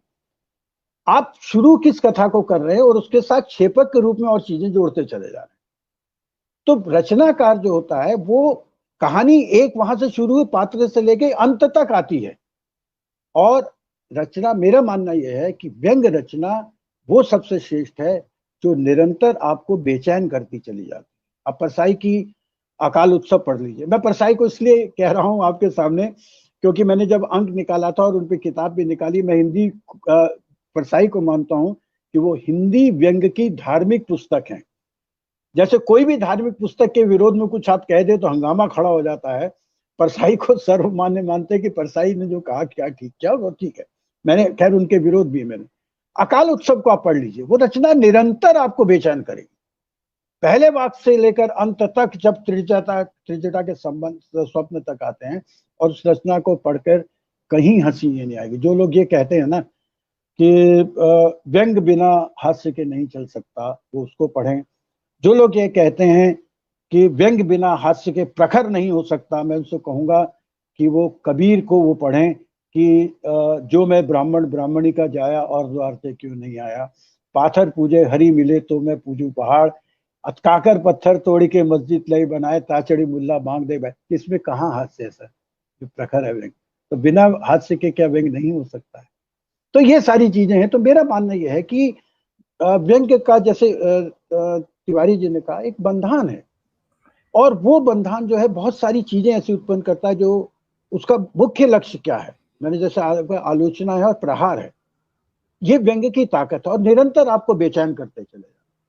अब पश्चिम में भी कॉमेडियन अलग है, सैटारिस्ट अलग है, हमारे यहाँ व्यंगकार अलग है, हास्यकार अलग होने पर हमारे यहाँ हास्य व्यंग भाई बहन की तरह जोड़ दिया गया है वहां पर।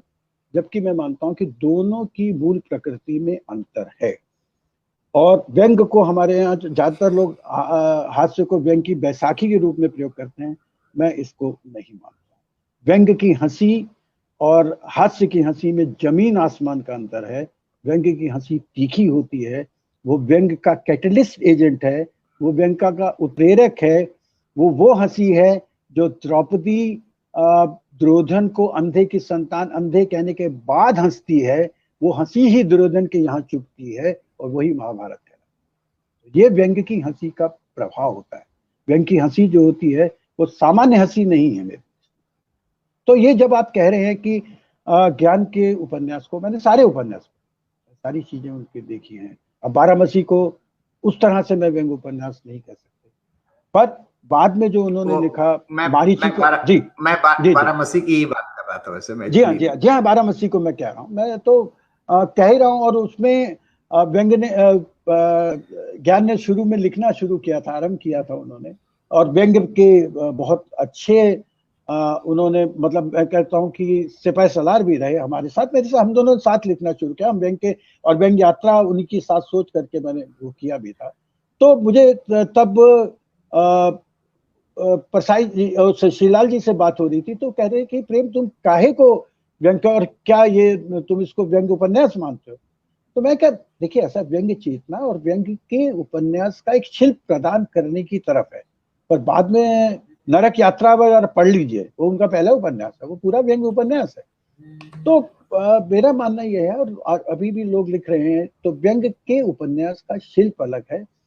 और अभी मेरा मानना यह है कि व्यंग का सौंदर्य शास्त्र, जब मैंने कहा था जनसत्ता में लेख लिखा था कि व्यंग का सौंदर्य शास्त्र जो अभी नहीं आया, तो लोगों ने मेरा विरोध किया कि क्या। मुझे मानना है कि अभी व्यंग का आलोचक नहीं है। व्यंग को आलोचक नित्यानंद जी जैसा मिलना चाहिए, व्यंग को आलोचक गौतम सान्याल जैसा मिलना चाहिए, जो बता सके कि व्यंग का आलोचना शास्त्र क्या है। व्यंग के मले ने एक बहुत अच्छी किताब लिखी थी व्यंग के सौंदर्य शास्त्र को लेकर, पर वो मुझे लगा कि अभी उसमें बहुत सारी बातें कहने वाली। तो जब तक व्यंग का आलोचना शास्त्र, उस तरह व्यंग के टूल्स आलोचना के नहीं होंगे, तो अरविंद जी ऐसे जैसे आपके मन में प्रश्न उठे हैं उस तरह के प्रश्न उठते हैं, ये मेरा मान। और मेरा व्यंग यात्रा का उद्देश्य वही है कि मैं शुरू से इसका विमर्श पक्ष उसको प्रबल रखा है। मैंने व्यंग के मनोविज्ञान पर, व्यंग में मिथकीय प्रयोग को लेकर, व्यंग कविता हाशिए पर क्यों है, इन सारी चीजों को लेकर उन पर चर्चा की है। तो मेरा मानना ये जी। एक बात जैसे बताइए कि मार्क ट्वेन है, मार्क ट्वेन को आप क्या मानते हैं? देखिए वही होता है कि अगर मैं व्यंग्यकार के अतिरेक में बहूंगा तो मैं कहूंगा व्यंग्यकार है।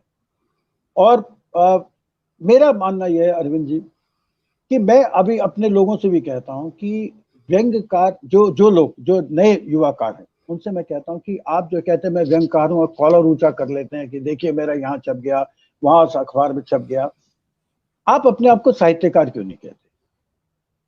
एक साहित्यकार होंगे तो आपके सामाजिक साहित्य सरोकार वही होने चाहिए। एक साहित्यकार जो कहानीकार के हैं, जो उपन्यासकार के हैं, जो कवि के हैं, एक सामाजिक सरोकार आपके वो होने चाहिए।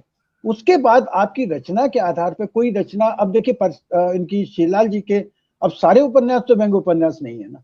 ये तो मेरा मानना यह है कि अगर मैं सिर्फ शीलाल जी को व्यंग्यकार कहूंगा तो मैं उनको सीमित कर दूंगा। उन्होंने बहुत अच्छी अलग अलग तरह की रचना लिखी। मकान उनकी रचना अगर आप पढ़ लें तो अलग तरह की एक रचना, दलित मतलब दलित कथाओं को लेकर, मतलब दलित विषय को लेकर उन्होंने लिखा। तो मैं उनको तो हमारे, अगर मैं सीमित करना चाहूंगा तो ठीक है, मतलब व्यंग्यकार एक जैसे कहानीकार है, कमलेश्वर को आप कहानीकार कह दें, या शरद जोशी का व्यंग्यकार, उन्होंने व्यंग नाटक भी लिखे हैं, क्या व्यंग नाटककार कहें कि नहीं कहें। अब जैसे अभी उन्होंने बाल साहित्य भी लिखा है। तो पर मूल जो व्यक्ति का स्वरूप है, रचनाकार का स्वरूप है, उस रूप को हम अगर लेते हैं तो एक लेबल दे देते हैं कि भैया ये व्यंग्यकार है, अपनी सहज के लिए, और ये आलोचकों द्वारा दिए गए लेबल होते हैं कि उस व्यक्ति की व्यक्तित्व की पहचान करें। जी अब दो तीन छोटे छोटे सवाल जी कि जैसे तो एक तो आपके व्यंग मैंने जो देखे हैं उनमें तो कथा होती, मतलब एक कहानी होती है उसमें, और जो मतलब व्यंग्यात्मक शैली में लिखी गई होती है। तो कहानी तो उसमें होती है, उसमें कोई ये नहीं है कि आप जो है वो बीच में हास्य ला रहे हैं, बीच में जानबूझ के फिर आप वो बीच में कोई छेपक डाल दे रहे हैं, ऐसा नहीं है। क्योंकि मैंने देखा है कि वो सीधी सीधी कहानी होती है, लेकिन वो तंज करती रहती है। ऐसे बहुत सारी लेखकों की रचनाएं हैं। तो ये एक बात बताइए कि अभी आपने कहा कि साहित्यकार माने, लेकिन साहित्यिक दुनिया जो है वो व्यंग को वो स्थान नहीं दे रही है, देती है। इसके पीछे क्या कारण है? इसके पीछे बहुत बड़ा कारण है। उसका कारण यह है कि जिस तरह से एक लड़ाई प्रेमचंद ने अपने समय में गोपाल दास गहबरी के साथ लड़ी थी, उस समय का जो पाठक था, जो जिस तरह से उपन्यास लिखे जा रहे थे, और प्रेमचंद को कहना पड़ा कि हम समाज के आगे चलने वाली मशाल हैं, या प्रसाद ने अपने नाटकों के बारे में कहा कि मेरे रिक्शे के वालों के लिए नाटक नहीं है, एक लड़ाई लड़नी पड़ी। और इसी तरह से नई कहानी को, छायावाद को बहुत बड़ी लड़ाई लड़नी पड़ी। तो ये मेरा मानना है कि एक तरह की लड़ाई का आरंभ है। और परसाई ने भी जब लिखा, परसाई की अगर शुरू की आप पढ़ लें, सदाचार का तावीज, भोला राम का जीव, इनकी भूमिकाएं पढ़ लें, उसमें वो कहते हैं कि जब मुझे कहता शिष्ट हास्य, तो ये मुझ पर तेजाब की तरह गिरता है। क्यों कहा उन्होंने? उसका कारण क्या था कि परसाई के समय में एक व्यंग्य के नाम पर एक धारा बह रही थी, जो आरंभ हो गई थी, वो थी मंचीय कविता की। और जहां पर मंच पे कविता जो पढ़ना था, वो ये था कि धीरे धीरे हास्य की तरफ जा रही थी। मतलब अभी आप पहले मैंने जो कहा था कि माध्यम बुरा नहीं है, मंच एक माध्यम है जिसमें भवानी प्रसाद मिश्र ने पढ़ा, जिसमें बच्चन ने पढ़ा, बहुत सारे लोगों ने पढ़ा। पर धीरे धीरे वो मंच खिसक कर कहाँ गया? वो आ गया, मतलब वो शब्द का प्रयोग नहीं करूंगा, कि एक एक रात के लिए कितना पैसा आपको मिल जाए, उस लक्ष्य पे हो गए। कैसे लोगों को हंसाया जाए, कैसे लोगों को चुटकुलेबाजी से किया जाए, कैसे अगला सम्मेलन मिले, वहां लक्ष्य हो गया। और इसके कारण क्या हुआ कि बहुत सारे अच्छे जो मंच के कवि थे, उन पे भी धब्बे लगने लगे। और व्यंग के नाम पर क्या आया? हास्य व्यंग। और जितने मैंने जब विशेषांक निकाला था व्यंग कविता हाशिए पर क्यों, मैंने बताया, मैंने कहा राजेश जोशी की कविता पढ़िए, निराला की कविता पढ़िए, केदारनाथ सिंह की कविता पढ़िए, बापू अगर तो मुर्गी खाते। तो ये चीजें पढ़िए तो पता लगे व्यंग कहाँ है। अभी जो है मैंने इस रचनाएं छापी हैं और इस बार भी छाप रहा हूँ। जैसे अभी विष्णु नागर है हमारी, उनकी बहुत बढ़िया कविताएं, व्यंग की कविताएं। इसी तरह से लीलाधर मंडलोई हैं। तो क्या है कि एक तरफ वो कविता है, एक तरफ ये कविता है। तो इन कवियों से अगर मैं कहता हूं कि आपकी, मैं व्यंग्य यात्रा में रचना चाहता हूँ, नरेश सक्सेना है, इन सबकी रचना मैंने छापी है, व्यंग्य यात्रा में छापना चाहता हूँ। तो आपकी व्यंग्य, भैया तुम कविता अपने आप ले लो, तुम्हें व्यंग्य लगता है तो छाप दो। वो अपने आप को व्यंग्यकार नहीं कहलाना चाहते। इसका कारण, और ये जो हमारे ऊपर एक तरह की कालीमा सी लगी है, इसको धोने में बहुत समय लगे। पर बहुत अच्छा लगता है कि व्यंग्य यात्रा ये काम कर रही है। जब व्यंग्य यात्रा जैसी पत्रिका में, अभी मैं जो अगला अंक आ रहा है आपको बताऊं, उसमें ऐसे लोगों की रचनाएं ले रहा हूं, व्यंग्य रचनाएं कह रहा हूं मैं आपसे, जिनको आप व्यंग्यकार के रूप में नहीं जानते। आप जो है ममता कालिया को व्यंग्यकार के रूप में नहीं जानते, आप उषा किरण खान को व्यंग्यकार के रूप में नहीं जानते, आप जो है मुकेश वर्मा को कथाकार के रूप, व्यंग्यकार के रूप में नहीं जानते हैं। आप पंकज सुबीर ने शुरू में लिखा होगा पर अभी व्यंग्यकार के रूप में, प्रज्ञा को नहीं जानते हैं। पर इन सब ने मेरे लिए व्यंग्य रचनाएं लिखी, महेश कटारे ने लिखी। तो ये रचनाओं का एक कार्य, तो मैं एक अलग स्वरूप देना चाहता। तो क्या है, आवश्यकता है हमें, हमने क्या किया है कि अपने आप को खुद साहित्य से अलग किया है। साहित्य ने हमें अलग नहीं किया है, यह हमारे, जिसको कहूंगा कुकर्म है, जिसके कारण हुआ। साहित्य तो, मेरा प्रयत्न ये रहता है कि हम साहित्य की पंगत में दोबारा आए। अगर साहित्य अकादमी अपने यहाँ पे कार्यक्रम करती है तो वो साहित्य की पंगत में बैठा रही है। अगर जो है, जब भी आपने बताया स्पंदन जो है, अगर व्यंग्य यात्रा को साहित्यिक पत्रकारिता सम्मान देता है या द्विवेदी सम्मान मिलता है उसको, तो इसका मतलब क्या कि वो साहित्य की पंगत में बिठा रहा है। वो मान रहा है कि व्यंग्य जो है वो अन्य चीजों के साथ, अन्य पत्रिकाओं के साथ आ रहा है। जब हंस जो है मेरी समीक्षा करता है व्यंग्य यात्रा की, उसको अच्छा बताता है, या अन्य पत्रिकाएं पाखी व्यंग्य के बारे में लिख छापता है, तो इसका वो लोग चाहते हैं, पर गुणवत्तापूर्ण, जो साहित्यिक सामाजिक सरोकारों से पूर्ण व्यंग्य हो, वो चाहते हैं। वो नहीं चाहते हैं कि व्यंग्य, जब मैंने व्यंग्य यात्रा निकाली थी तो नामवर जी ने मुझे कहा, मैंने दिख दी पत्रिका, तो उन्होंने कहा प्रेम एक अच्छा लग रहा है कि तुम व्यंग्य के नाम पे भड़ैती नहीं कर रहे। तो जो व्यंग्य के नाम पे भड़ैती होती है ना, वही उसको पंगत से अलग हटाती है। उसका सबसे बड़ा कारण है, और उसके दोषी हम हैं, दूसरा कोई दोषी नहीं। उसको हमें ही करेंगे। हम लिख रहे हैं, और ऐसा नहीं है कि सिर्फ वही चल रहा है, पर ज्यादा वो हमारे सामने आ रहा है। और वो जो एक क्या कहते हैं, पुरानी कालीमा लगी हुई है, उसके कारण, और उसी से परसाई भी लड़ते हैं, उसी से उन्होंने लड़ाई। जैसे आपने बताया कि प्रेमचंद अपने जमाने में गहमरी से मुठभेड़ कर रहे थे अपनी रचनाओं के माध्यम से, और धीरे धीरे उन्होंने अपने लिए एक बड़ा पाठक वर्ग तैयार किया, इतना बड़ा पाठक वर्ग कि आज पूरी दुनिया में लोग प्रेमचंद के मुरीद हैं। मेरे ख्याल से अब तो गहमरी का कोई नाम भी नहीं लेता होगा शायद। नहीं लेता। तो व्यंग को भी इस तरह से मुठभेड़, मतलब अपनी जगह बनाने के लिए साहित्य से टकराना तो पड़ेगा ही। उसके लिए क्या क्या चीजें जरूरी आप समझते हैं, और व्यंग्यकारों को क्या क्या सलाह देना चाहेंगे? देखिए, व्यंग्यकारों को तो मैं कोई सलाह नहीं दूंगा, क्योंकि मैं ही अभी सीख रहा हूँ। और मेरा मानना ये होता है कि मैंने लिखा भी है, जैसे परसाई, शरद जोशी, इन सबसे मिला, श्रीलाल शुक्ल से, परसाई, शरद जोशी, त्यागी जी से बहुत रहा। मेरे को मतलब मैं इनको एक पाठशाला मानता हूँ। और मेरा मानना यह है कि ये पाठशाला हर व्यक्ति के लिए, उसको सीखना चाहिए। और अगर आप सही मानों में व्यंग्य लिखना चाहते हैं, तो अपने समय के बहुत सारे लोग हैं, अगर आप उनसे बात करें व्यंग्य के बारे में क्या जानते हैं, वो नाम ले देंगे, परसाई जी ये हैं, परसाई जी वो हैं। आप उनसे कहिए उनके 15 रचनाओं के नाम लीजिए, कोई नहीं, मालूम नहीं, पढ़ते नहीं है। आप उनसे सीखना नहीं चाहते। वो आप परसाई की, जैसे परसाई ने लिखा ना, दूसरों की महिमा ढोने वाले, आप दूसरों की, उनकी परसाई की महिमा ढोते हैं। आप उनको पढ़िए, जानिए कि परसाई कैसे व्यंग्य उत्पन्न करते थे, जानिए कि परसाई के राजनीतिक सरोकार क्या थे, सामाजिक सरोकार क्या थे। जानिए कि परसाई कैसे अपने ऊपर भी व्यंग्य करते हैं। जानिए कि अगर उनको नहीं है तो कबीर को पढ़ लीजिए। अगर आपको लगता है रचना पढ़ने, कबीर को देखिए कैसे। मैं मानता हूं कि आजकल हम आधे कबीर भी नहीं है व्यंग्यकार।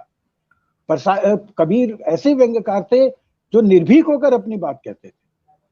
आजकल जो उस तरह की चीजें नहीं आती, आजकल बचाव की चीज आती है। आजकल संतन को सीकरी से काम ना, सीकरी को संतों से बहुत काम हो जाता है। तो ये मेरा मानना ये है कि जब तक हम अच्छा पढ़ेंगे नहीं, पढ़ना भी बहुत जरूरी है, वैसा लिखना जरूरी नहीं है, परसाई की कार्बन कॉपी बनना जरूरी नहीं है, पर परसाई से संस्कार ग्रहण करना। मैं अपने पिता से संस्कार ग्रहण किए, मैंने कभी ये नहीं सोचा कि मैं अपने पिता की तरह बनूं। मैं तभी कहा कि मेरे पास, मैं राजमार्ग में नहीं चलूंगा, मेरा रास्ता पगडंडियों का रास्ता, मेरी अपनी कुदाल है, अपनी कुदाल लीजिए। आप अगर आप ये सोचेंगे कि भैया ये व्यंग्य का राजमार्ग है और मैं इसमें चलता चला जाऊं, तो उसमें क्या होगा? उस राजमार्ग पर आप चलेंगे, सैकड़ों की भीड़, आप भी जा रहे हैं उसमें।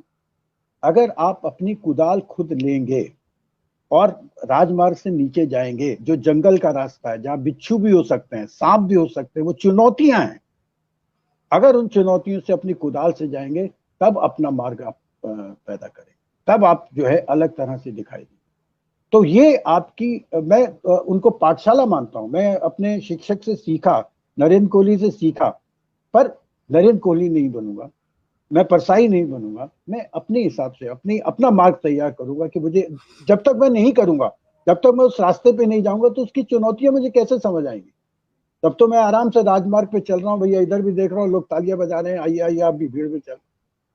तो मेरा मानना यह है कि आपको अपना मार्ग जो है खुद बनाना चाहिए, और तभी जो है व्यंग का सही मार्ग भी बने, व्यंग की सही सोच भी बने, तभी चीजें सामने।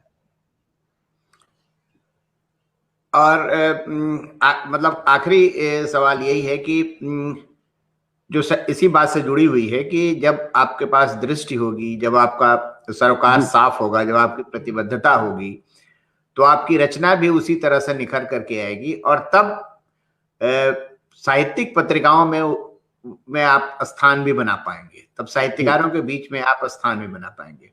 क्योंकि मेरा मानना है, ये मेरा व्यक्तिगत मानना है, और आप बताइएगा मैं गलत सोचता हूं या सही सोचता हूं, कि जस्ट एक कॉलमिस्ट बन करके शायद हम वो जगह नहीं पा पाएंगे। आपकी बात सही है, पर मेरा मानना यह भी है कि अगर आप कॉलमिस्ट बन के भी रचना लिखते हैं, मात्र टिप्पणी नहीं करते, इंस्टेंट लिटरेचर नहीं रचते हैं, क्योंकि मैं इस तरह की चीजों को इंस्टेंट लिटरेचर मानता हूँ। तात्कालिक एक साहित्य है जो अगर आपने ऐसा लिख दिया जो अखबार के साथ, अभी मैंने 2-3 जगह लिखा भी कि अगर आपने, मैं शरद जोशी, परसाई ने भी ऐसा लिखा है, शरद जोशी से मैंने एक बार कहा भी था कि अगर आप ये तुले अनतुले वाली जो रचना लिख रहे हैं, इसका व्यंग मुझे 20 साल बाद कैसे समझ आएगा, वो तो सपाट हो जाएगा, मैं तुले अनतुले को जानता नहीं हूँ, तुले अनतुले हो गए। तो अगर आप शाश्वत मूल्यों को लेकर, सामाजिक सरोकारों को लेकर, प्रवृत्ति को लेकर, व्यक्ति को नहीं, इसलिए मैं लगातार कहता हूँ कि आप प्रवृत्ति पे व्यंग कीजिए, आप व्यक्ति पे व्यंग नहीं कीजिए। अगर प्रवृत्ति को लेकर व्यंग करते हैं, जो आपकी बात आपने अभी कही है, तो तभी जो है वो आप रचना रच सकते हैं। आप कॉलमिस्ट हो गए, ये सब माध्यम है, चाहे वो कुछ चीजें मुझे फेसबुक पे भी दिखाई देती हैं, पर ये सारे माध्यम है, माध्यम का आप सदुपयोग करते हैं या माध्यम का दुरुपयोग करते हैं, ये आपके हाथ। अब आपका मैं देखता हूं कि मैंने आप देखते हुए जा रहा था कि आपके जो सामाजिक सरोकार है, जिस तरह से आपकी एक ही 2-3 चीजें मैंने पढ़ी हैं जिसमें आपने क्या कहते हैं लिखा था, उसके साइकिल को लेकर आपने लिखा था किसी के बारे में, या एक मोटरसाइकिल को लेकर, मोटरसाइकिल के बारे में एक लिखा था, उसमें मैंने देखा किस तरह से आप चीजों को जोड़ते हैं। इसी तरह से काश मैं होशियार होता, उस तरह की जो चीज है। और इसी तरह से मैंने आपकी कविताओं में भी देखा है कि आपकी कविताएं भी जो हैं उसी तरह से आती हैं, कि जिसमें आपने, जैसे कविता मैं देख रहा था आपकी फेसबुक पे कि आज का समय कैसा है, नई संभावनाएं कब, कठिन समय जो है, इसको लेकर आपने कविता लिखी थी कि इसमें नई संभावनाएं के ठीक तभी लिखी जाती है कविता जब वो उम्मीद से भरी होती है, जब वो बामकसद होती है। तो ये जो आप बात कह रहे हैं बामकसद, कठिन समय में भी कविता तभी, कठिन समय में भी रचना तभी सही होगी, और ये व्यंग का कठिन समय भी है। तो कभी जब होगी वो जब उम्मीद से भरी होगी। अब मैं निराशा और अवसाद दूंगा तो कौन लेगा मुझसे।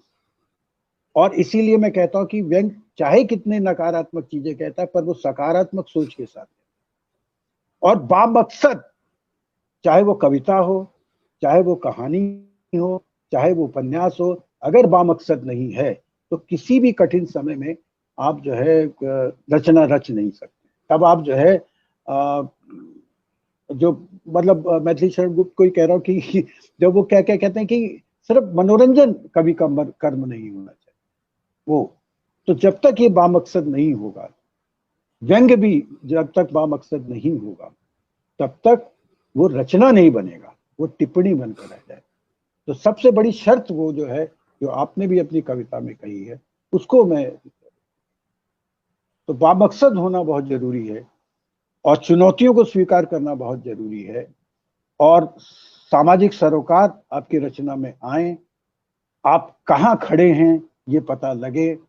जरूरी नहीं है कि आप पार्टी की लाइन पे चल रहे हो, आवश्यक है कि आपकी अपनी वैचारिक प्रतिबद्धता एक होनी चाहिए जो समाज को सही मूल्य की तरफ दे रही हो, वो होना चाहिए, मैं ये मानता हूँ। जी नहीं, बढ़िया। एक तो मैं बहुत अभिभूत हूँ कि आपने मुझे बहुत बारीकी से देखा, और ये मैं आपका आशीर्वाद मान रहा हूँ। नहीं, मैं आपको सुनता भी इसी रहा हूँ, और मुझे सही मानों में अगर माने तो मैंने इतने वेबिनार्स उसमें गया हूँ, पर इतनी गंभीरता से और व्यंग को लेकर इतनी व्यापकता से और उसको साहित्य से जोड़ते हुए मुझसे बात बहुत कम लोग की नहीं।